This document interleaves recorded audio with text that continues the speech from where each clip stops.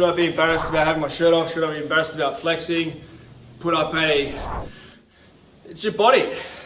Should you be ashamed of your body? Should you not put things up with your shirt off?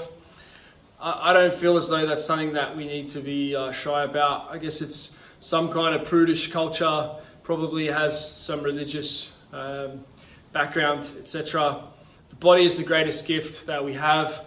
No new iPhone technology, virtual reality thing is ever going to reach the level of technology and the enjoyment that can come from refining your own body and taking it to another level. I'm going to talk about physique in this video. Every performance has an optimal physique. Okay, so do you need to be able to get up and sell magazines on the basis of flexes, etc.? Probably not. But if you're a rugby league player, there's a point where you're too light that you can't play. There's a point where you're too heavy that you can't play. There's a point where you're too fat. There's a point where you don't have enough muscle. So somewhere in the middle of that is the optimal point, and somewhere around that optimal point is the range in which you can exist and still do that thing. Okay, so I'd say like Luke Keary is kind of an outlier on as light as you can be. Trying to think of one of the big guys, but there's been a few guys that are on the outlier point of being too fat and too heavy to play. Different positions have a different optimal point. Okay, so for every sport there is an optimal physique. Charles Poliquin was a master physique coach applied to elite sport, and he was without parallel. He was able to get results that others couldn't get because he was able to get those body composition results. Okay, so he studied a lot of the work of guys like Vince Gironda, Mauro Di Pasquale, Dr. Eric Serrano, and magic followed. Great things came from that. Did he come through the time where steroids were dominant? 100%. Did he go through to a time where steroids were, less available, not less available, but less prolific? Also something that I would say is certain and true. Okay, so what does it take to optimize your physique for your performance? This is a question you have to answer. So you've got to get your nutrition right. You've got to get your training on point for that. You've got to get your lifestyle in line. People will try and tell you that hormones don't matter. Hormones do matter. The difference between a 15-year-old girl and a 15-year-old boy is not their macros, okay? It's their hormonal profile, okay? So the difference between a 30-year-old man who looks like a woman, who has, man boobs and fatty legs and no muscle mass, well, they will have a different hormonal profile to the guy who is shredded, jacked, lean, that elite athlete, etc. Okay, so they have different hormonal profiles. How do we manipulate that hormonal profile? Well, now we're starting to get to the key questions, the key things to discuss, and you want to know that stuff. Okay, so the 1 Hour Athlete program was written to put those thoughts on the radar. The Biosignature course that Charles Poliquin put together with his team, back in the day, that was a real eye-opener for me. And I went on and studied functional diagnostics, nutrition, and functional medicine, and I've studied a lot of lots of different resources to go deeper into this with blood work and different kinds of analysis. And it comes down to a lot of these different lifestyle factors and even nutritional endocrinology, like what is the hormonal effect of each food that you're eating. And some people will tell you you don't need to worry about that, you don't need to address that, just get stronger, get your macros right, and everything will be fine. My experience is that is just like saying it doesn't matter how you execute the exercises, just lift the weight.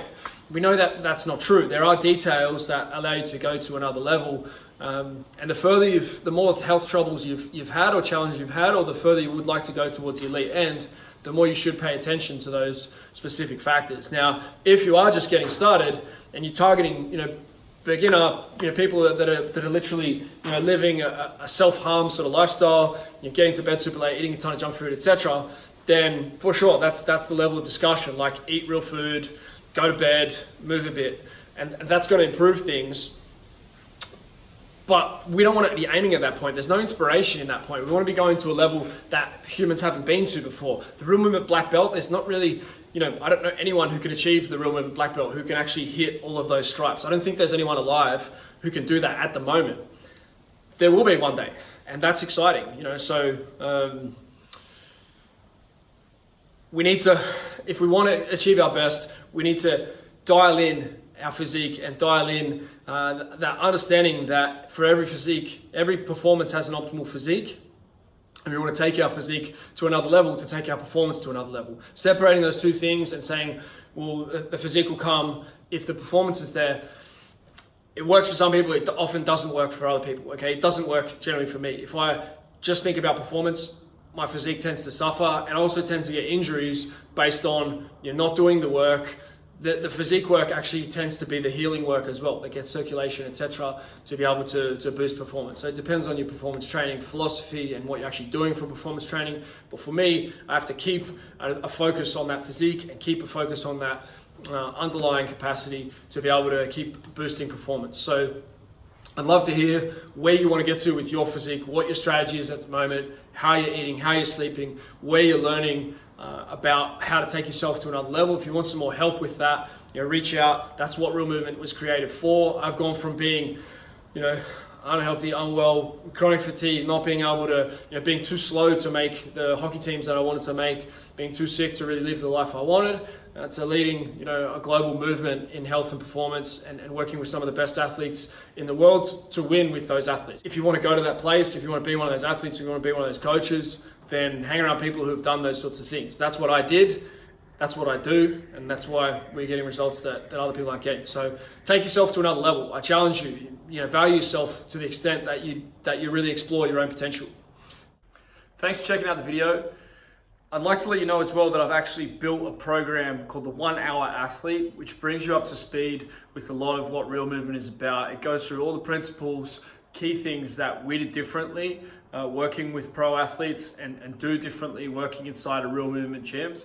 Things that help to make that 1% difference. And if you could be 1, 2, 3% better than your opposition, then you win. And my experience is that people that I work with tend to have a higher probability of winning. Now, I can't guarantee that for you, but I can guarantee that within that 1 Hour Athlete, you have the core of what I believe makes all the difference for getting that 1, 2, 3% advantage over the opposition. So if you want to check that out, jump over to realmovement.com and you can find the 1 Hour Athlete program right there.